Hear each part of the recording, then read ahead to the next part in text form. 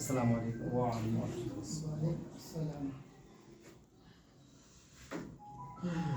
मोहतरम सदर साहब, इज़्ज़तमाब जनरल सेक्रेटरी PWA जनाब अमनून अख्तर साहिब, सलीम भाई जो जॉइंट सेक्रेटरी PWA के अलावा, इसके अलावा हमारे AIDC के चेयरमैन भी हैं। आपको तो शायद पता नहीं है, नहीं पता नहीं। तो खैर इसके लिए अलग से प्रोग्राम कर इनके घर पे ही होगा वो। और नहारी चलेगी क्या निहारी पाए चला है पाए मगर भाई का तो देखा ऐसा ऐ अलीगढ़ मेरे रूह परवर चमन, फूल तेरी जमीन चांद तेरा गगन, तू ही सैयद के ख्वाबों की ताबीर है। ये हम सब के उस्ताद, लगभग सबके उस्ताद हैं। हाँ सैयद अब्दुल वासिफ साहब ने कहा था।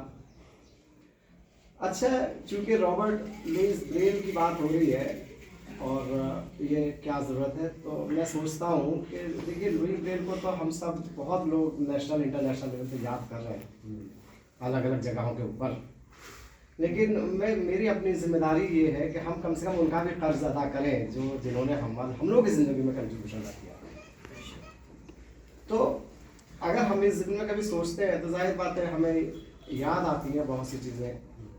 रॉबर्ट लुई की क्या खिदमात हैं ये तो बहुत लोगों ने बता भी देंगे और सब लोग ज़्यादा जानते हैं। उस सिलसिले में तो मुझको सिर्फ इतनी बात कहनी है कि हम आज बहुत टेक्नोलॉजी की तरफ चले गए, बहुत सुन के पढ़ते हैं, लेकिन फिर भी वो बात नहीं होती जो कि हम ब्रेल से अगर पढ़ लें तो हम कोशिश करें कि हम ज़्यादा से ज़्यादा अपने आप को ब्रेल के करीब करेंगे।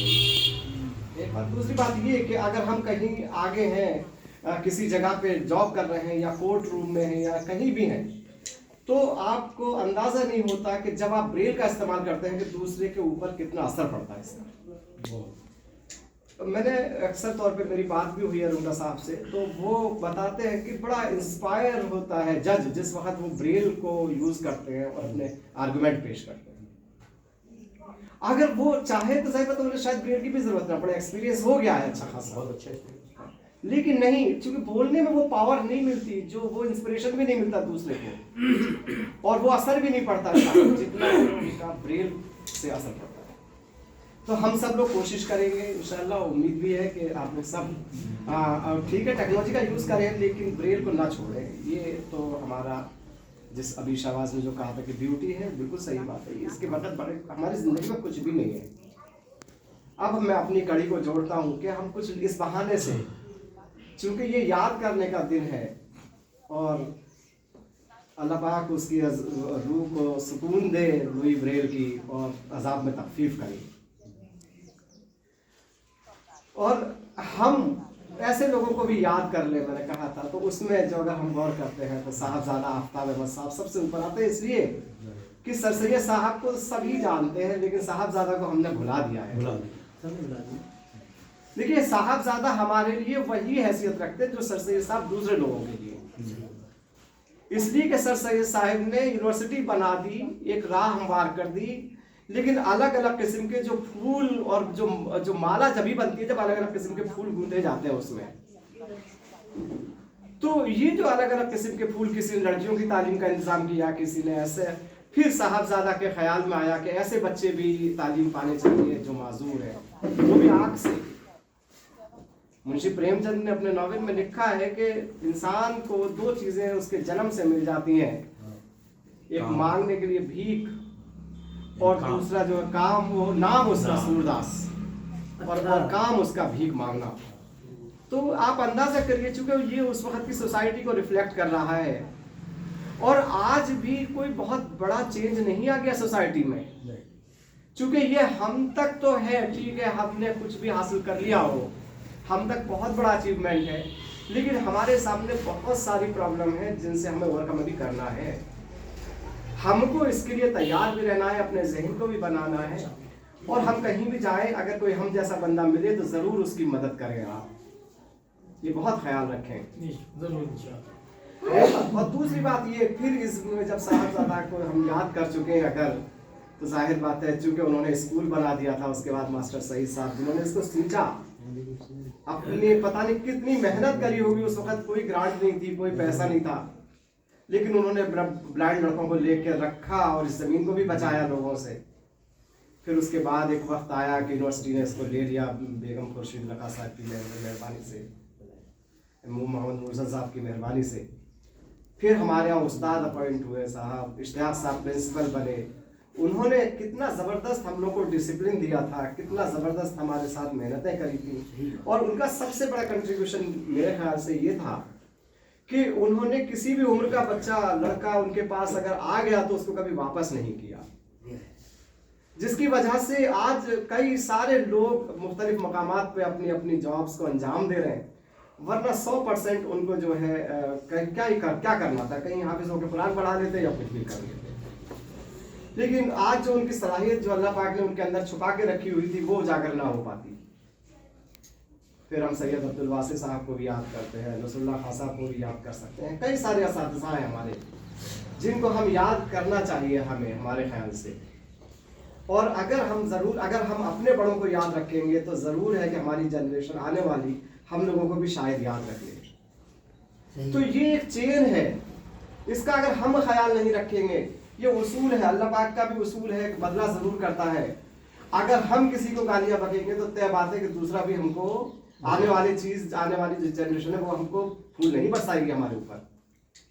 और अगर हम इनका ख्याल कर लेंगे अपने से जो पहले हमसे गुजर चुके हैं, तो जाहिर बात है फिर वो आने वाली जनरेशन भी हमारा ख्याल रखेगी। तो हमको इस बात का भी ख्याल रखना चाहिए। बहरहाल ये जो आज ये मीटिंग ऑर्गेनाइज की गई है लुई ब्रेल के सिलसिले में, एक बहुत अच्छा कदम है रफ़ीक भाई का, हमारे का, और ये हौसला बनाए रखें और दूसरे लोगों को भी इसमें जुड़ना चाहिए और अलग अलग मौक़ों पर जो है ये ऑर्गेनाइज कराते रहना चाहिए। बच्चों को भी इसमें ज़रूर शामिल होना चाहिए। आज कई लड़के आ गए, कम से कम बहुत ज़रूरत है हमको। एक जो गैप हो रहा है हमारा जनरेशन का, फर्स्ट जनरेशन और सेकंड जनरेशन के बीच में, ये गैप खत्म होना चाहिए। और ये ऐसे भाई को चाहिए एक भाई को नीचे से गिरा रही है। और सब ये बैठे हुए हैं, ये फाउंडर सेक्रेटरी हैं इसके, तो और वो चल रही है। अभी उसकी एक कॉन्फ्रेंस हुई थी जिसमें एक अलीगढ़ एनुमलाई एसोसिएशन बनाने की पहल की गई। आज सबको मालूम होगा, जो लोग उसमें पहुंचे थे उन्हें भी मालूम होगा, जो नहीं पहुंचे थे उन्हें भी मालूम होगा। तो हम लोग आज एक ऐसे शख्स की सालगिरह बना रहे हैं जिन्होंने हमें इल्म की रोशनी अता की है। मैं उस पर ज़्यादा नहीं बोलूँगा कि बहुत लोग सब कुछ कह चुके हैं और पहले से भी हमें सब मालूम है। आज सवाल इस बात का है कि ये अलीगढ़ एक ऐसी जगह है कि जहाँ एक वाहिद यूनिवर्सिटी है वर्ल्ड की जो एक ब्लाइंड स्कूल को रन करती है, और उसके बाद दुनिया में कहीं भी कोई यूनिवर्सिटी रन नहीं करती। और यूनिवर्सिटी ही नहीं, जहाँ जहाँ ब्लाइंड स्कूल चल रहे हैं वहाँ का एजुकेशन डिपार्टमेंट किसी भी गवर्नमेंट का वो ब्लाइंड स्कूल को रन नहीं करता। हमारी गवर्नमेंट, चाहे वो गवर्नमेंट ऑफ इंडिया हो या स्टेट गवर्नमेंट्स हो, उनका जो हैंडीकैप डिपार्टमेंट है वो ब्लाइंड स्कूल को रन करता है, कोई एजुकेशन डिपार्टमेंट रन नहीं करता। लेकिन हमारी यूनिवर्सिटी को ये वक़ार हासिल है कि वो एक ब्लाइंड स्कूल को रन कर रहे हैं। और जैसा कि बताया कि साहबजादा आफ्ताब ने ये ब्लाइंड स्कूल को इस्टेब्लिश किया और उसके बाद इसको परवान चढ़ाने में सईद साहब और इश्तियाक साहब और खुर्शीद लखा बेगम, उनका बहुत बड़ा कंट्रीब्यूशन रहा है। लेकिन आज हम लोग भी यहाँ पे जो भी सीनियर बैठे हुए हैं, समर हैं, सलीम हैं, रफ़ीक हैं, मैं खुद हूँ, हारून है, सब लोग उसी स्कूल के, हाई स्कूल के वे फारिग हैं।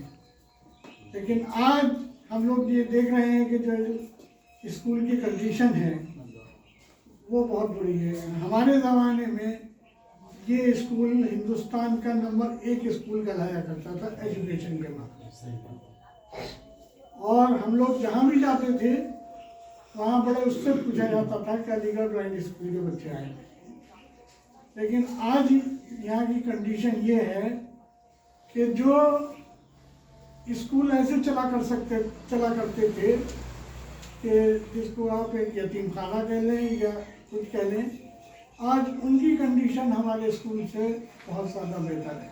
अच्छा, उन्होंने अपने एजुकेशन के सिस्टम में बहुत सुधार किए, बहुत डेवलप किए। हमने ज़्यादा स्कूल तो नहीं देखे थे, लेकिन लखनऊ ब्लाइंड स्कूल को देखा था। और आज अगर हम उसको जाके देखते हैं तो वो हमारे ब्लाइंड स्कूल तक नहीं जाता है। तो ये चीज़ हम सबको सोचने की बात है कि ये इस तरह से डाउनफॉल क्यों हो रहा है। और हर जगह तरक्की हो रही है, हम नीचे गिर रहे हैं। ये हमारे लिए अच्छी बात नहीं है। अब जो स्कूल में बच्चे पढ़ते हैं वो तो छोटे हैं, वो इस चीज़ को न वो सोच सकते हैं, न को उसमें कुछ कर सकते हैं। लेकिन जो हम लोग ब्लाइंड स्कूल से पढ़ के यूनिवर्सिटी में आए हैं या मुलाजमतों में हैं, ये हम लोगों की जिम्मेदारी है कि हम उसके बारे में सोचें और कुछ करें। और जब करने की बात आती है, देखिए मैं आपको बताऊँ बिल्कुल पॉजिटिवली कि मैं भी एक एसोसिएशन चला रहा हूँ, बताया मैं जनरल सेक्रेटरी हूँ और सालों से हूँ, जब से स्टूडेंट हैं, जब से हम इस क्षेत्र में काम कर रहे हैं। तो हम लोग बैठ के एक विचार कर लें और उसके बाद चाय पी के चले जाएं, तो उससे कुछ होने वाला नहीं है। हम लोग अलीगढ़ में कितने हैं, हमने ये सोच के देखिए एक एलुमनाई एसोसिएशन बनाने का पहल किया है कि वो सिर्फ आपकी एसोसिएशन हो और किसी की ना हो। जो इस अहमदी स्कूल के स्टूडेंट्स हैं या जो अलीगढ़ मुस्लिम यूनिवर्सिटी से फारिग हैं, विजुअली चैलेंज, ये उन सब की जिम्मेदारी है कि जो यहाँ पे अहमदी स्कूल के आज स्टूडेंट्स की का हाल है या जो यूनिवर्सिटी की कंडीशन है, जो उसकी कंडीशन है, उसमें उसके सुधार के लिए सब मिलकर काम करें। देखो, जब तक नहीं मिलोगे हैं, कुछ एनएफबी में से रिलेटेड है, कुछ ब्लाइंड वेलफेयर एसोसिएशन से रिलेटेड है, कुछ दूसरे ग्रुप से रिलेटेड है। हम लोग हैं कितने, मुश्किल से 100 लोग, 100 से भी कम होंगे शायद हैं। जब 10-10 लोगों में हम डिस्ट्रीब्यूट हो जाएंगे तो क्या कर पाओगे। आज आपको मालूम होगा कि एम्प्लॉयमेंट के सिलसिले में मुख्तलिफ सरकारों में, गवर्नमेंट ऑफ इंडिया में कुछ ना कुछ काम हुआ है। बिहार में रिक्रूटमेंट होता रहता है, दिल्ली में होता रहता है। तो आज ये सवाल पैदा होता है कि आज सबसे ज़्यादा ब्लाइंड स्टूडेंट अगर कहीं तालीम हासिल कर रहे हैं तो अलीगढ़ मुस्लिम यूनिवर्सिटी में कर रहे हैं, क्योंकि अलीगढ़ मुस्लिम यूनिवर्सिटी में एक ब्लाइंड स्कूल है। लेकिन जब जॉब का सवाल आता है तो अलीगढ़ मुस्लिम यूनिवर्सिटी तकरीबन 0 है। बिल्कुल 4-5 लोगों को बड़ी मुश्किल से उन्होंने रिक्रूटमेंट दे दिया, तो वो समझते हैं कि हज़ारों के स्टाफ में हमने बहुत बड़ा काम कर लिया। और ये भी सालों की जद्दोजहद के बाद मुख्तलिफ एंगल से मुख्तलिफ लोग जद्दोजहद करते रहे। गवर्नमेंट ऑफ इंडिया से प्रेशर पड़ा तो उन्होंने 4-5 असिस्टेंट प्रोफेसर रख लिए हैं, एक आधे स्कूल में रख लिए हैं। अफसोस की उससे भी बचा जाता। तो आज रफीक साहब ने इस प्रोग्राम को ऑर्गेनाइज कराया। मुझसे 3-4 दिन पहले रफीक साहब ने कहा कि जो एक हमारे एसोसिएशन के प्रेसिडेंट साहब मदी साहब ने हमारे ऑफिस के लिए एक प्लाट दिया है कि वहाँ पे प्रोग्राम कर लिया जाए। हमने कहा भाई देखो, वो खुला प्लाट है, सब्जी ज़्यादा है और थोड़ा यहाँ से दूर भी है, थोड़ा मुश्किल होगी लोगों को पहुँचने में, और वहाँ खुले में प्रोग्राम करना है, इसकी सर्टिफिकेट ठीक नहीं है। तो फिर इन्होंने कहा कि मैं घर पे कर लूँ। मैंने कहा घर पे कर लो, फिर बहुत अच्छी बात है। फिर इन्होंने इसके लिए अपने घर का चुनाव किया। मैं इनका शुक्रिया भी अदा करता हूँ और मुबारकबाद भी देता हूँ। तो आज 2 चीज़ों की ज़रूरत है जो ब्रेल के ऊपर मुख्तलिफ तालिब इल्मों ने भी जिक्र किया।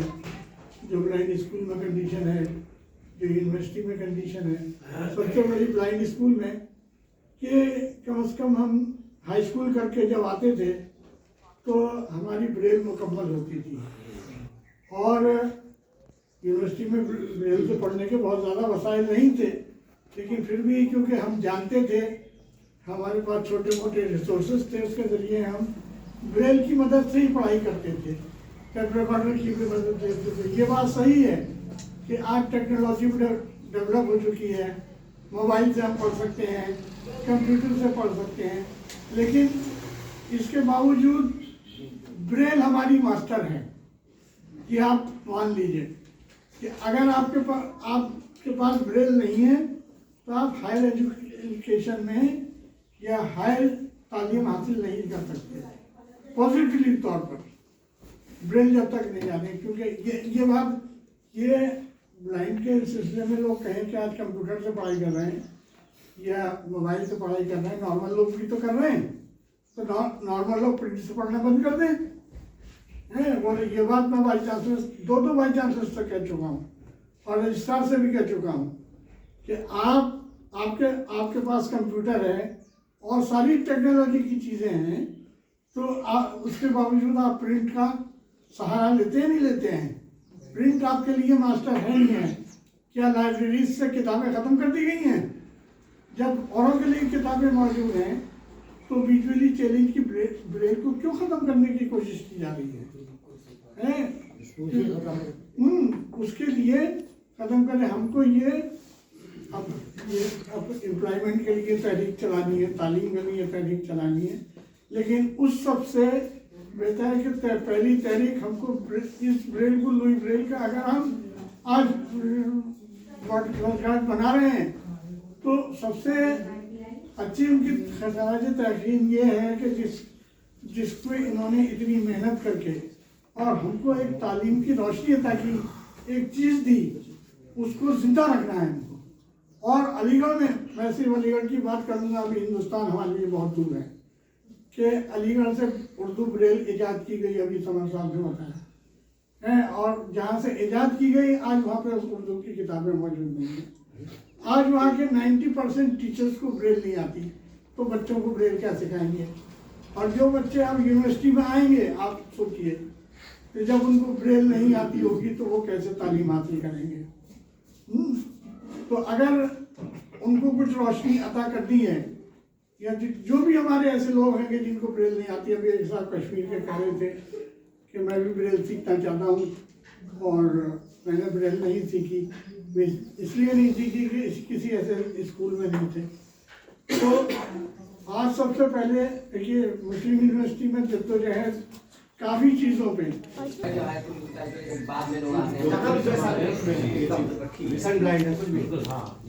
किसी मुझे को ब्रेल सीखा वहाँ पे आएंगे और मतलब हुनर भी सिखाएंगे जो